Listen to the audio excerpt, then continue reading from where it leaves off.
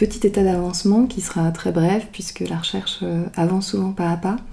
Je reviens du Collège de France où il est possible de consulter librement le fonds Pierre Janet parce que Pierre Janet y a donné des leçons à partir de 1895 et ensuite à partir de 1902 il a succédé à Théodule Ribot à la chaire de psychologie. Donc dans ce fonds Janet, on retrouve déjà, ce qui est important, une certaine partie de ses cours donnés au Collège de France, plutôt dans la deuxième moitié de sa carrière. Et puis, on a également accès à ses deux thèses, sa thèse de philosophie, sa thèse de latin, à un manuscrit inédit qui s'appelle « Les croyances religieuses et psychologiques ». Et on a également, et c'est ce qui m'a intéressée ici, le texte d'une conférence qu'il a donnée en février 1904 à l'Union des femmes de France. L'Union des femmes de France est une association à l'époque humanitaire qui qui porte secours aux blessés et en particulier aux blessés militaires. Et pourquoi cette conférence, intitulée d'ailleurs « Les maladies déterminées par l'émotion », m'intéressait particulièrement parce que 1904, c'est aussi l'année d'écriture et de publication de l'article sur Irène, dont je vous ai déjà parlé, qui s'intitule « L'amnésie et la dissociation des souvenirs par l'émotion ». Comme on pouvait s'y attendre, on a effectivement le cas d'Irène qui est évoqué dans ce texte de conférence. Donc ça m'a permis de comparer un petit peu les deux textes, sans découverte majeure. Néanmoins, il y a deux éléments qui ont retenu mon attention et qui sont assez intéressants quand on est comme ça dans le début de la recherche et qu'on commence à formuler des hypothèses.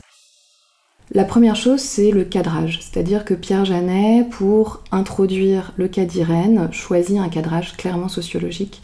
Il insiste sur l'origine sociale, l'origine ouvrière artiste de la famille d'Irène, qui pour lui est quand même manifestement un élément de contexte, si ce n'est une cause parmi d'autres, de ce dont va souffrir ensuite Irène.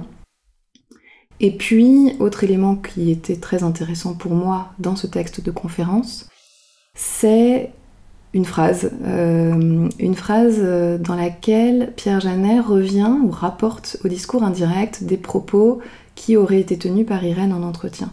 Or, on a à peu près la même phrase, mais cette fois au discours direct, dans l'article sur l'amnésie et la dissociation des souvenirs par l'émotion.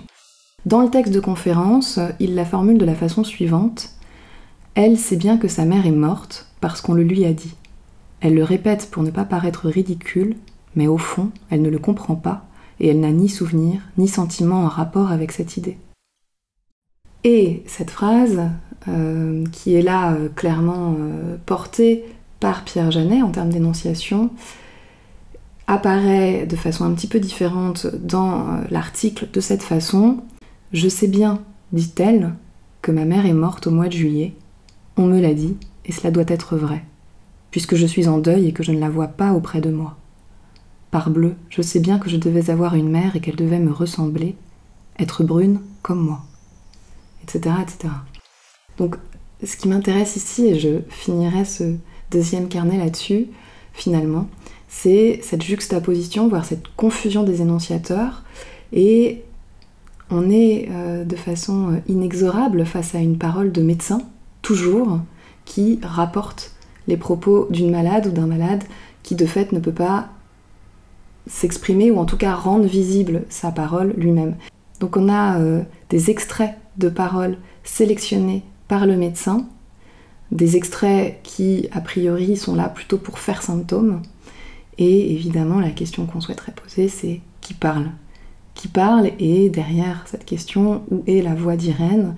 Et c'est la raison pour laquelle on va s'intéresser, et ce sera le troisième épisode de ce carnet de recherche, cette fois-ci aux archives de la Salpêtrière. Il faut évidemment remonter aux notes d'observation, si elles sont consultables, pour essayer de retrouver la parole d'Irène.